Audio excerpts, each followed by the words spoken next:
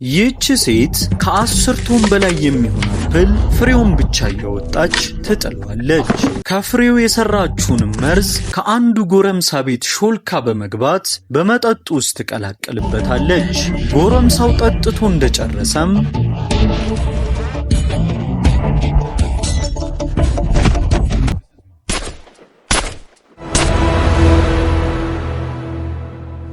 ፊልሙ የሚጀምረው ዴቭኪ የተባለች የሁለተኛ ደረጃ መምህርት እያስተማረች ነው። ሞሂት የተባለ ተማሪ አሪያ ለተባለች ልጅ በሚስጥር መልእክት ይልክላታል።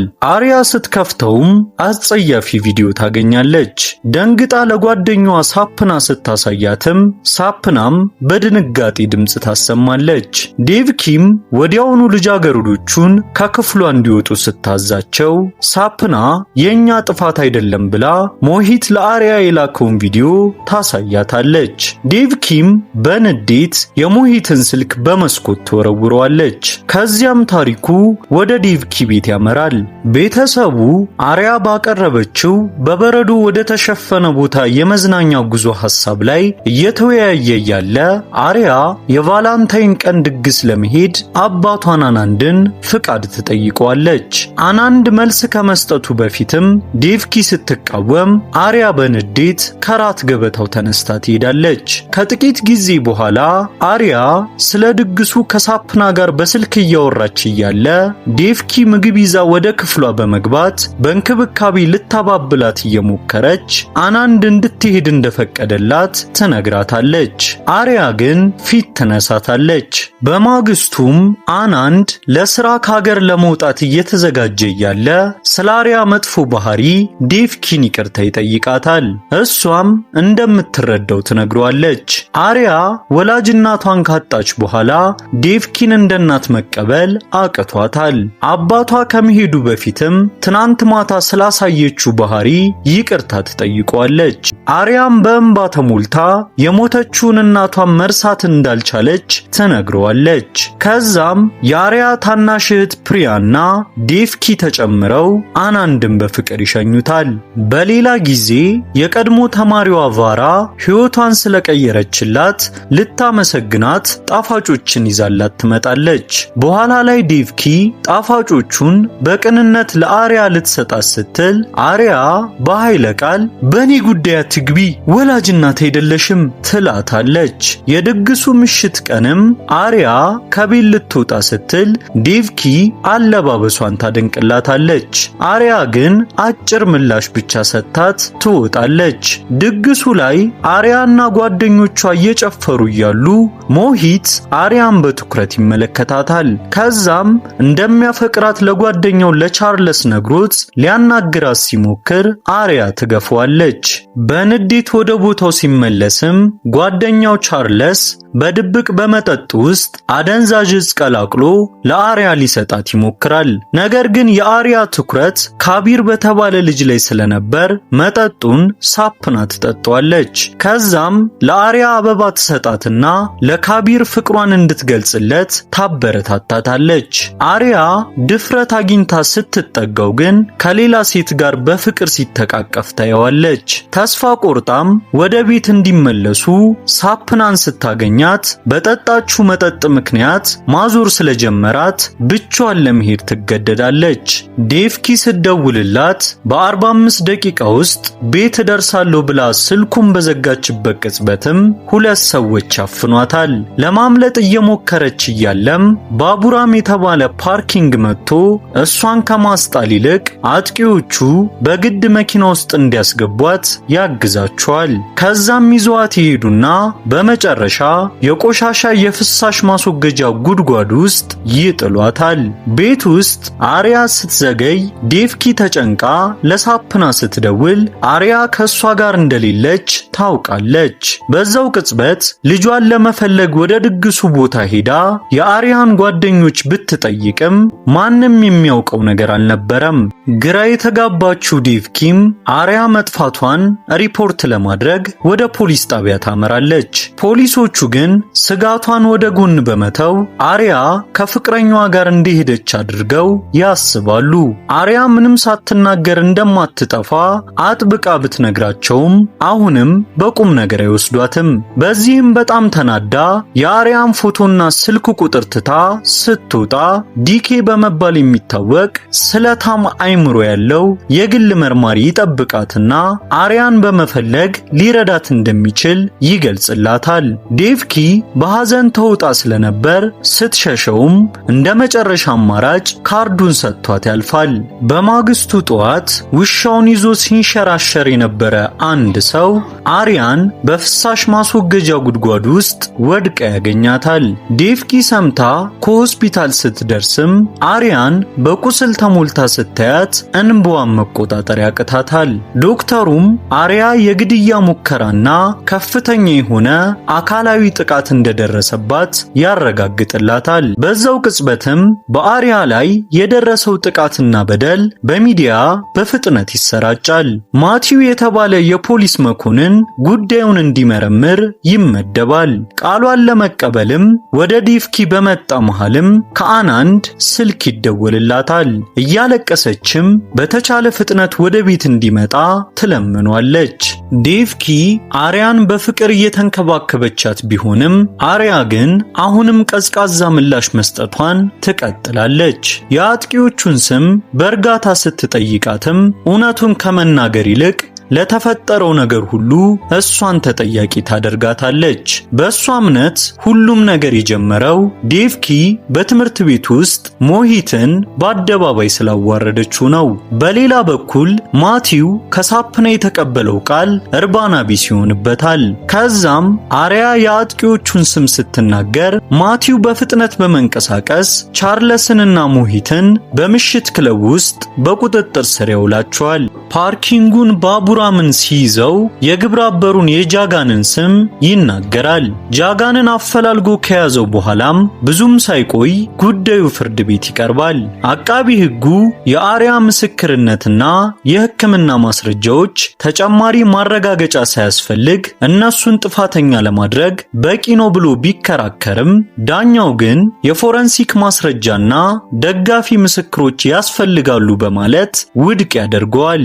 የሞሂት ጓደኞች ፍርድ ቤት ቀርበው የሐሰት ምስክርነት ይሰጣሉ። በወንጀሉ ወቅት ጥቅም ላይ የዋለው መኪና ቀድሞውኑ ታጥቦ ስለነበር ምንም አይነት የጣት አሻራ አልተገኘበትም።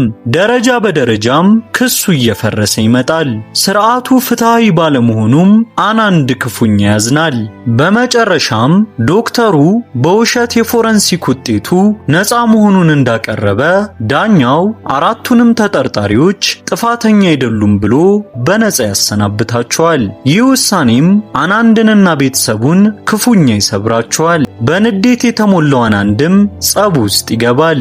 ውጪ ላይ በውሳኔው ቅር የተሰኘውን ማቲውን ሲያገኙትም ዴቭኪ ከእንግዲህ በፖሊስም ሆነ በሕግ ተስፋ እንደማያደርጉ ትነግረዋለች። ወደ ቤት ሲመለሱም አሪያ ክፍሏን መቆለፏን እንደሰሙ በሩን ሰብረው ይገባሉ። ከዛም ዴቭኪ ከአሪያ የሚንቀጠቀጡ እጆች ላይ ቀስ ብላ የያዘችውን መቀስ ስትነጥቃት አሪያ እየጮኸች ካጠገቤ ጥፊልኝ ብላ ትገፈትራታለች። ዴቭኪም ዳግም ልቦ ይሰበራል። በኋላ ላይ አሪያ በስሜት ዝለት ስትተኛ አናንድ ዴቭኪን አቅፎ ተስፋ መቁረጥ እንደሌለባቸውና ለአሪያ ሲሉ መጠንከር እንዳለባቸው ያስታውሳታል። በቀጣዩ ቀን ፕሪያን ትምህርት ቤት ስታደርስ ሞሂት ምንም እንዳልተፈጠረ ወደ መደበኛ ትምህርቱ ተመልሶ ታየዋለች። ሐዘኗን መደበቅ እያቃታትም ለርዕሰ መምህሩ ሪፖርት ታደርጋለች። አሪያ ከከባድ የስነ ልቦና ቀውስ ጋር ስትታገል፣ ሞሂት ግን ያለምንም ቅጣት ሕይወቱን እየመራ ነው። ዴቭኪ ከቢሮ ስትወጣ ከሞሂት ጋር ሲገጣጠሙም በድፍረትና በሚያበሳጭ ሁኔታ ይመለከታታል። ዴቭኪ መኪናዋ ውስጥ በንዴት ተሞልታ እያለችም ሞሂት ሲፎርፍ ታየዋለች። በንዴት ውስጥ ሆና ተከታትላ ልትገጨው ስትሞክርም በመንገድ ማቋረጫ ላይ ከጭነት መኪና ጋር ከመጋጨት ለጥቂት ተርፋ ታጠዋለች። ከዛም ያለ ሌላ አማራጭ ዲኬን ለማግኘት ትወስናለች። ከዛም እንዳገኘችው ስለ 4ቱ አጥቂዎች መረጃ በማሰባሰብ እንዲረዳት ትጠይቀዋለች። ዲኬም ተስማምቶ በመጀመሪያ የባቡራምን እንቅስቃሴ እስከ ባቡር ጣቢያ ድረስ ይከታተለዋል። ለዴቭኪ ሪፖርቱን ሲያቀርብላትም ዴቭኪ በግልጽ ስህተት መሆኑን ብታውቅም ይህን ሁሉ እያደረገች ያለችው ለበቀል እንደሆነ ትነግረዋለች። በማግስቱም የቀድሞ ተማሪዋን ቫራንን በሚስጥር ታገኛትና እርዳቷን ትጠይቃታለች። በዚያው ምሽትም ባቡራም ሰክሮ ስለነበር አንዲትን ሴት ብቻዋን ሲያያት ያለምንም ጥርጣሬ ይጠጋታል። ነገር ግን ዴቪክና ቫራ በጥንቃቄ ወዳዘጋጁለት ወጥመድ እየገባ መሆኑን አላወቀም ነበር። ከጥቂት ጊዜ በኋላም ባቡራም ግራ ተጋብቶ ከቤቱ አጠገብ ይነቃል። ሚስቱ ለ3 ቀናት በመጥፋቱ በንዴት ስትጮህበትም ገፍትሯት ወደ መታጠቢያ ቤት ይገባል። ከዛ ግን የሆነ ነገር እንደተደረገ ባወቀበት ቅጽበት ራሱን መቆጣጠር ያቅተውና መታጠቢያ ቤት ውስጥ ይወድቃል። ሲወድቅ በደረሰበት ከባድ የጭንቅላት ጉዳትም ሕይወቱ ያልፋል። አርያምም አሰቃቂውን የባቡራምን የሞት ዜና ስትሰማ ጥልቅ ሐሳብ ውስጥ ትገባለች። መርማሪው ማቲውም የባቡራም ሞት የበቀል እርምጃ እንደሆነ በመጠርጠር አናንድን ይጠይቀዋል። ከዛ ግን አናንድ ባቡራም ላደረገው ነገር ቅጣት ይገባዋል ብሎ ቢያምንም በሱ ሞት ግን እጁ እንደሌለበት ይክዳል። ያላመነው ማቲውም ቡድኑ አናንድን በቅርበት እንዲከታተሉት ያዛል። በሌላ በኩል ዴቭኪ ዲኬን በስዕል ማሳያ ስፍራ ታገኘውና በሚስጥር ፍላሽ ይሰጣታል። ቤት ተመልሳ ስትከፍተውም ቻርለስ በየሳምንቱ ቅዳሜ ምሽት ክለብ እንደሚያመሽና ሞሂት ደግሞ የቻርለስ ያክስት ልጅ መሆኑን የሚገልጽ ዝርዝር መረጃ ታገኛለች። ሁለቱ በጣም እንደሚቀራረቡም ታስተውላለች። ቻርለስ የሰውነት ማጎልመሻ ስፖርት እየሰራና ተጨማሪ ንጥረ ነገሮችን እየወሰደ የሚያሳየውን ቪዲዮ እያየች አፕል እየበላች ፍሬዎቹን ስታወጣ በነበረችበት ቅጽበት አንድ ሐሳብ ወደ አእምሯ ይመጣና ያለምንም ማመንታት ተጨማሪ አፕሎችን እየቆረጠች እያንዳንዷን ፍሬ በጥንቃቄ መሰብሰብ ትጀምራለች። ይህ በእንዲህ እንዳለ የማቲው ረዳት አናንድን ለ3 ቀናት በቅርበት ቢከታተልም ምንም አጠራጣሪ ነገር አላገኘም። ትኩረቱ ሁሉ አናንድ ላይ ስለነበርም ዴቭኪ ያለምንም ጥርጣሬ በነፃነት እንድትንቀሳቀስ እድል ይሰጣታል። ዴቭኪ ከቤት ስትወጣም ረዳቱ ምንም ባለመጠርጠሩ ሪፖርት አላደረገም።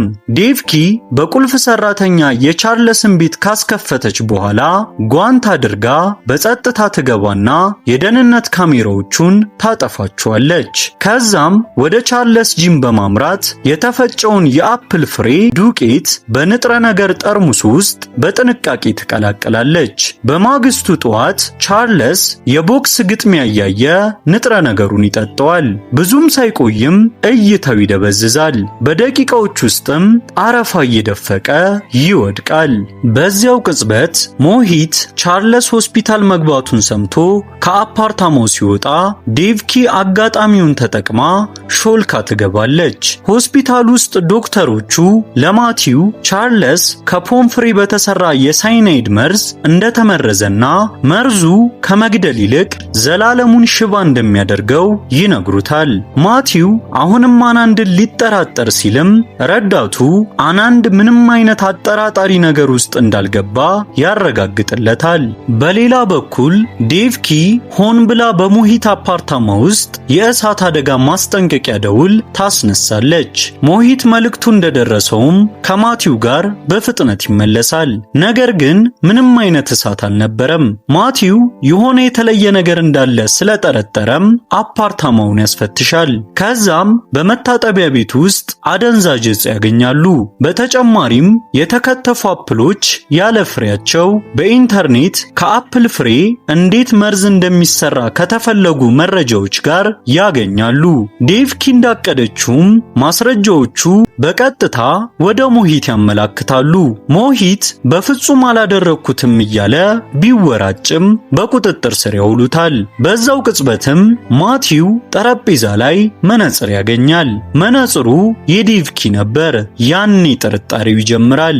በማግስቱ ዴቭኪ ቻርለስን ሆስፒታል ሄዳ አስተማሪው እንደሆነች ከነገረችው በኋላ ነርሷ ገለል ስትልላት ትጠጋውና ቀስ ብላ ስነ ልቦናውን ትሰብረዋለች። ቻርለስ በከፍተኛ ፍርሃት ቢዋጥም አንዳች ማድረግ አይችልም። ቤት ውስጥ አሪያ ስለ ቻርለስና ሞሂት ዜና የያዘ መልእክት ከጓደኛዋ ይደርሳታል። ከዚህ ሁሉ ጀርባ አባቷ እንዳላምናም በምስጋና ተሞልታ ሁል ጊዜ መሄድ ወደምትፈልገው ቦታ የቤተሰብ የመዝናኛው ጉዞ ሐሳብ ታቀርባለች። አናንድም ያለምንም ማመንታት በደስታ እሺ ይላታል። በሌላ በኩል ማቲው ዴቭ ኪን በምርመራ ሰነዶች ላይ እንድትፈርምለት ያገኛታል። ዴቭ ኪ መነጽሯን ስትፈልግም በሞሂት አፓርታማ ውስጥ ያገኘውን መነጽር ይሰጣታል። ከዛ ግን ዴቭ ኪ ሌላ ተመሳሳይ መነጽር አውጥታ በእርጋታ ታደርጋለች። የማቲው ጥርጣሬ ስለገባትም ራሷን ለማረጋጋትና የአይን ንክኪዋን ለማስወገድ ትሞክራለች። ማቲው ከመሄዱ በፊትም አራተኛው አጥቂ ጃጋን በጣም አደገኛ ስለሆነ ተጠንቀቂ ይላታል። ቤት ውስጥ አናንድ ዴቭ ኪን በእፎይታ ይቀበላታል። አሪያ አቀራረቧን እያሻሻለች ስለሆነ ከረጅም ጊዜ በኋላ ሁሉም ነገር እየተስተካከለ ይመስላል። ያም ሆኖ ግን ዴቭ ኪ የማቲው ማስጠንቀቂያ የፈጠረባትን ፍርሃት ማስወገድ አልቻለችም። ከዛም ዲኬን በድጋሚ ታገኘዋለች። እሱም ጃጋን እንደጠፋና ከእይታው እንደራቀ ይነግራታል። ሁኔታው ምን ያህል አሳሳቢ እንደሆነ የተረዳችው ዴቭ ኪም መርማሪው እሷን መጠርጠር ስለጀመረ ጃጋንን በተቻለው ፍጥነት እንዲፈልገው ታስረዳዋለች። ማቲው በድብቅ እየተከታተላትና ንግግራቸውን እየሰማ መሆኑን ሳታውቅም ዲኬን ስለ እርዳታው ታመሰግኗለች። ወዲያውኑም ማቲው ዲኬን በቁጥጥር ስር ያውለዋል። ከዛ ግን ዲኬ ዴቭ ኪን ፈጽሞ አላውቃትም ብሎ ይክዳል። በዛው ቅጽበትም የማቲው አለቃ መጥቶ ዲኬ እንዲለቀቅ ያዛል። ማቲው ዲኬ አጥቂዎቹ ላይ የበቀል እርምጃ ለመውሰድ ከዴቭ ኪ ጋር እየሰራ መሆኑን በማስረዳት ለመቃወም ቢሞክርም ጠንካራ ማስረጃ ስለሌለው ለመሸነፍ ይገደዳል። በሌላ በኩል ጃጋን ቻርለስ ጋር ሄዶ ይህን ወጥመድ ማን እንዳዘጋጀባቸው እንዲናገር ጫና ሲያደርግበት ቻርለስ በዛ ሁኔታ ውስጥ ሆኖም ቢሆን ከሁሉም ነገር ጀርባ ያለችው የአሪያ እናት እንደሆነች ያሳውቀዋል። ከዛም ጃጋን ዴቭ ኪ ሁሉንም ኢላማ እያደረገቻቸው እንደሆነና ዲኬ ደግሞ በሚስጥር ሲከታተለው እንደነበር ይደርስበታል። በኋላ ላይ ዲኬ ስለ ጃጋን መረጃ ለመስጠት ለዴቭ ኪ ሲደውል በድንገት ጃጋን ሲመጣ ያየዋል። ዴቭ ኪ ልትመልስለት ስትልም ፕሪያ ትደውልላታለች። ዴቭ ኪ ስልኩን በዘጋችበት ቅጽበትም ዲኬ ከጃጋን ጋር ፊት ለፊት ይጋጠማል። ከመታው በኋላም ስልኩን ወስዶ ዴቭ ኪን ለማግኘት ይሞክራል። ሳይሳካለት ሲቀርም ዲኬን ተኩሶ ይገለዋል። የጣት አሻራውን በጥንቃቄ ካጠፋ በኋላም የደህንነት ካሜራዎቹን አበላሽቷቸው ይወጣል። ብዙም ሳይቆይ ማቲው ከቦታው ሲደርስ ዲኬን ሞቶ ያገኘዋል። አካባቢውን ሲመረምርም ድብቅ ካሜራ የተገጠመለትን የዲኬን መነጽር ያገኘዋል። የተቀረጸውን ቪዲዮ ሲመለከትም ዲኬን የገደለው ጃጋን እንደሆነ ያውቃል። በሌላ በኩል ዴቭ ኪና ቤተሰቧ ከጉዟቸው ወደ ቤት ይመለሳሉ። መብራት ይጠፋል። የኤሌክትሪክ መቆጣጠሪያውን ለማየት ሲሄድም የቤታቸውን ሰራተኛ ተገድሎ ያገኘዋል። በዛው ቅጽበት ጃጋን አናንድ ላይ ይተኩስበታል። አሪያ ሻማ ለማብራት እየሞከረች እያለም በድንገት ጃጋንን ከኋላዋ ስታየው ትጮኻለች። የልጇን ጩኸት የሰማችው ዴቭ ኪም በፍጥነት ትመጣለች። ከዛም በድንጋጤ አሪያን እንድትሮጥ እየነገረቻት እያለ ጃጋን ያጠቃታል። ጭንቅላቷን በላስቲክ ሸፍኖ ራሷን እስክትስት ድረስ ካነቃት በኋላም አሪያን ለመፈለግ ይወጣል። ከጥቂት ደቂቃዎች በኋላም ዴቭ ኪ ነቅታ በከፍተኛ ጭንቀት ልጇን መፈለግ ትጀምራለች። ከዛ ግን ጃጋን ከኋላዋ ይመታትና ሽጉጥ ይደቅንባታል። ልክ በዚያን ጊዜ ማቲው ይደርስና ጃጋንን እግሩ ላይ ይተኩስበታል። ከዚያም በመካከላቸው የሞት ሽረት ትግል ይካሄዳል። ማቲው ሽጉጡን ነጥቆ ጃጋን ላይ በደቀነበት ቅጽበትም ዴቪክም ትደቅንበታለች። ማቲውም ዴቪክን እባክሽን ሕይወትሽን አታበላሺ፣ አናንድ በሕይወት አለ፣ ወደ ሆስፒታል ተወስዷል ይላታል። በስሜት የተረበሸችውና አሪያ የሞተች የመሰላት ዴቪክም ሙሉ በሙሉ ራሷን መቆጣጠር ያቅታታል። ሊያረጋጋት የሞከረው ማቲውም ጃጋንን ገድላው ሁሉንም ነገር እንድታበቃ እድል በመስጠት የራሱን ሽጉጥ ያስረክባታል። እነሱ ሳያውቁ አሪያ በአቅራቢያው ተደብቃ እናቷ ለሷ እያደረገች ያለችውን ሁሉ እየተመለከተች ነበር። በዚያች ቅጽበት ማቲው ሌላ ሰው ከመምጣቱ በፊት ዴቭኪን እንድትጨርሰው ሲገፋፋት ጃጋን ደግሞ ይለምናታል። በመጨረሻም አሪያ ወጥታ ለመጀመሪያ ጊዜ ዴቭኪን እናቴ ብላ በጠራቻት ቅጽበት ዴቭኪ ቃታውን ትስበዋለች። አሪያም ሮጣ ዴቭኪ ላይ ትጠመጠምባታለች። ለመጀመሪያ ጊዜም የእናትነት ፍቅር ምን ያህል ጥልቅ እንደሆነ በእውነት ትረዳለች።